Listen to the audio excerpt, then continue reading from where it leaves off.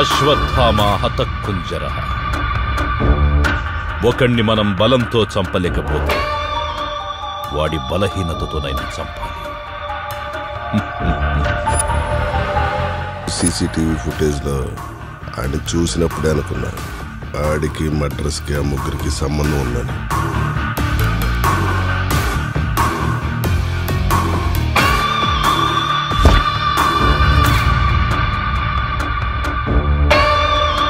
ప్రతి ఒక్కడి జీవితంలో ఒక గతం ఉంటుంది. ఒక మనిషి ప్రశాంతంగా ఉండాలంటే ఆ గతం ముగిసిపోవాలి. బట్ నా గతం ముగిసిపోలేదు. That's why I need your help. అందుకే ఈ మీటింగ్. మీ గతం కోసం మేము హెల్ప్ చేయాలా? అసలు మేము ఎందుకు హెల్ప్ చేయాలి సార్?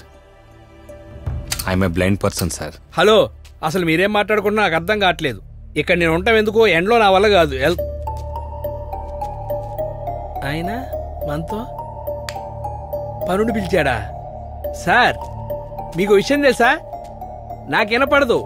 ఏ బాత్ కర్తానాయి ఓ దేఖ్తానాయి. మాలూమ్ హై? మాలూమా? అయితే హెల్ప్ కావాలి చెప్పండి sir. I have been spying you guys for a long time. చాలా మందికి తమకున్న డిఫెక్ట్స్ వీక్నెస్ అవుతుంది.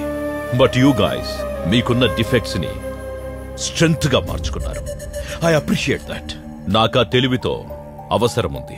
ఆ అవసరానికి మీకు రిటర్న్స్ ఉంటాయి. రిటర్న్సా అంటే డబ్బులు ఇస్తారా? నో, మిమ్మల్ని తప్పు చేయమనట్లేదు. నాకు జరిగిన అన్యాయానికి పోలీసులు ఏం చేయలేదు, కోర్టు ఏం చేయలేదు.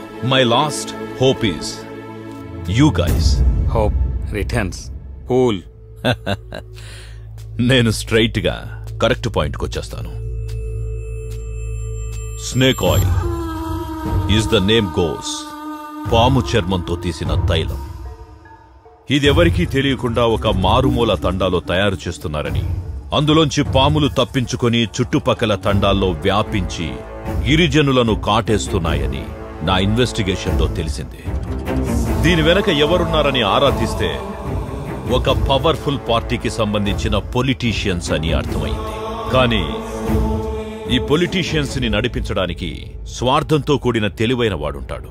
వీళ్ళని నడిపిస్తున్న అవినీతి పరుడు శాంభవి నాయకర్.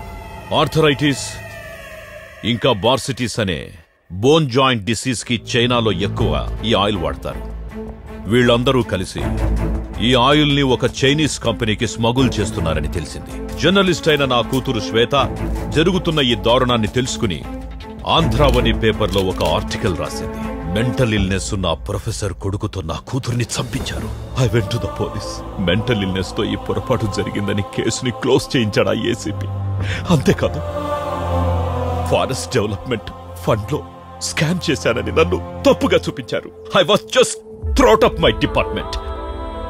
ఇష్టంగా చేసిన పనిని, పెంచిన కూతుర్ని నా నుంచి దూరం చేశారు. అంటే ఇది మీ పర్సనల్ రివెంజా sir? yes, it is my personal revenge.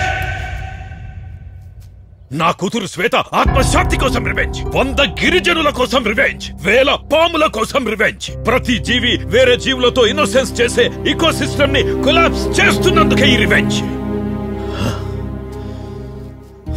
Sorry sir, అయినా ఈ ప్రపంచంలో అంతమంది ఉండగా మమ్మల్ని ఎందుకు సెలెక్ట్ చేసుకున్నారు సార్?